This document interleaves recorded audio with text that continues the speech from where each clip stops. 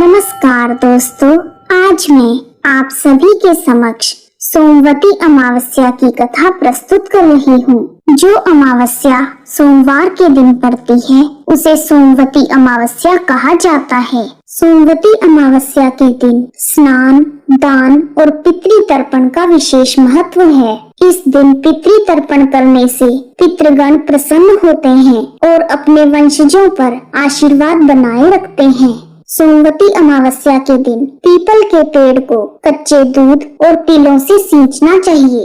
ऐसा करने से भगवान विष्णु प्रसन्न होते हैं और धन धान्य तथा सुख समृद्धि प्रदान करते हैं। आइए शुरू करते हैं सोमवती अमावस्या की कथा। बोलो बांके बिहारी लाल की जय, शिव शंकर भगवान की जय। जय श्री कृष्णा। ओम नमः शिवाय। प्राचीन समय में कांचीपुरी में एक ब्राह्मण परिवार रहता था। उस ब्राह्मण का नाम देवस्वामी तथा उसकी पत्नी का नाम धनवती था। उनके 7 पुत्र और 1 पुत्री थी। पुत्री का नाम गुणवती था। ब्राह्मण के 7 पुत्रों का विवाह हो गया था। उसने अपनी बेटी के लिए वर खोजने को अपने सबसे बड़े पुत्र को भेजा। उसी दौरान किसी पंडित ने पुत्री की जन्म कुंडली देखी और बताया कि शादी के समय 7वां फेरा लेते हुए यह कन्या विधवा हो जाएगी। पंडित की बात सुनकर ब्राह्मण और उसकी पत्नी के होश उड़ गए। उन्होंने पंडित जी से इसका उपाय पूछा। पंडित जी बोले, सिंहल द्वीप में एक सोमा नाम की धोबिन रहती है। सोमा धोबिन एक पतिव्रता नारी है और वह हर अमावस्या का व्रत करती है। यदि तुम्हारी पुत्री उसकी सेवा करे तो इसका वैधव्य दोष दूर हो सकता है। आप सोमा धोबिन को जैसे तैसे खुश करो और गुणवती के विवाह से पूर्व उसे यहाँ बुला लो। तब देवस्वामी का छोटा बेटा अपनी बहन के साथ सिंहल द्वीप जाने के लिए निकल पड़ा। रास्ते में उन्हें समुद्र मिला और उसे पार करने की चिंता में दोनों भाई बहन एक पेड़ की छाया में बैठ गए। उसी पेड़ पर एक घोंसले में गिद्ध का परिवार रहता था। उस समय उस घोंसले में सिर्फ गिद्ध के बच्चे थे। गिद्ध के बच्चे उन दोनों भाई बहन को देख रहे थे। शाम के समय उन बच्चों की माँ आई तो उन्होंने भोजन नहीं किया और वह अपनी माँ से बोले, मामा, नीचे 2 भाई बहन भूखे प्यासे बैठे हैं।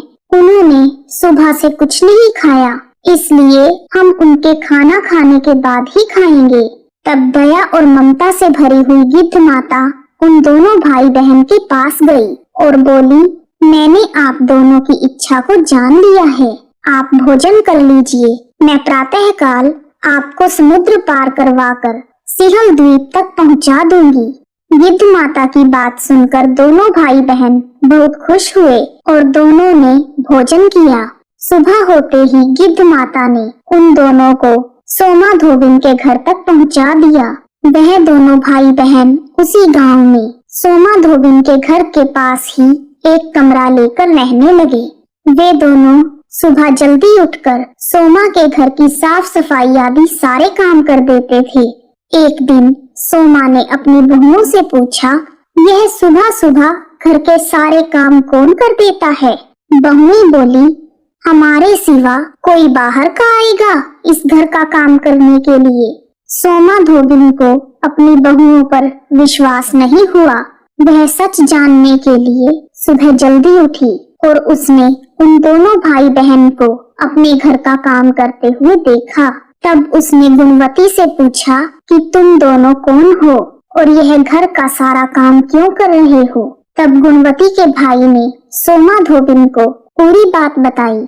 सोमा ने उनके सेवा भाव से प्रसन्न होकर उचित समय पर उनके घर पहुंचने का वचन देकर उस लड़की के वैधव्य दोष के निवारण का आश्वासन दिया, मगर भाई ने उससे अपने साथ चलने का आग्रह किया। सोमा धोबिन उन्हें मना नहीं कर पाई और उनके साथ चल दी। चलते समय सोमा ने अपनी बहुओं से कहा, यदि मेरे पीछे किसी का देहांत हो जाए तो उसके शरीर को नष्ट मत करना, तुम मेरा इंतजार करना।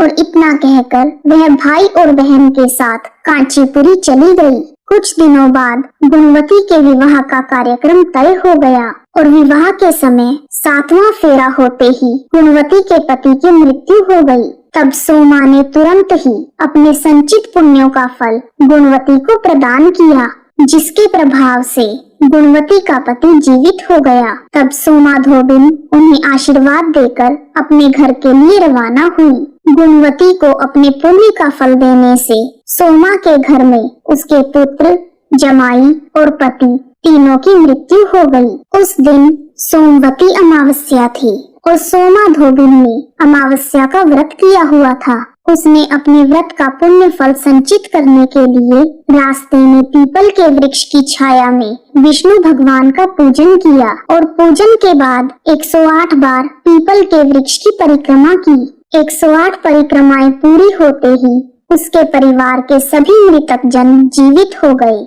बोलो विष्णु भगवान की जय, बांके बिहारी लाल की जय, शिव शंकर भगवान की जय। इस प्रकार सोमवती अमावस्या की कथा पूर्ण हुई। कथा अधूरी हो तो पूरी करना, पूरी हो तो मान रखना। यदि कथा में कोई गलती हुई हो तो मुझे क्षमा करना प्रभु। आप सभी का हार्दिक धन्यवाद।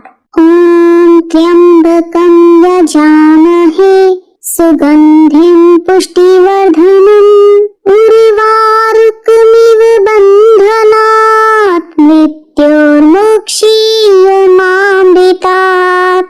ओम नमः शिवाय। यदि आपको सोमवती अमावस्या का वीडियो पसंद आया है तो कमेंट बॉक्स में ओम नमो भगवते वासुदेवाय नमः, ओम नमः शिवाय लिखना ना भूलें। आप सभी का हार्दिक धन्यवाद।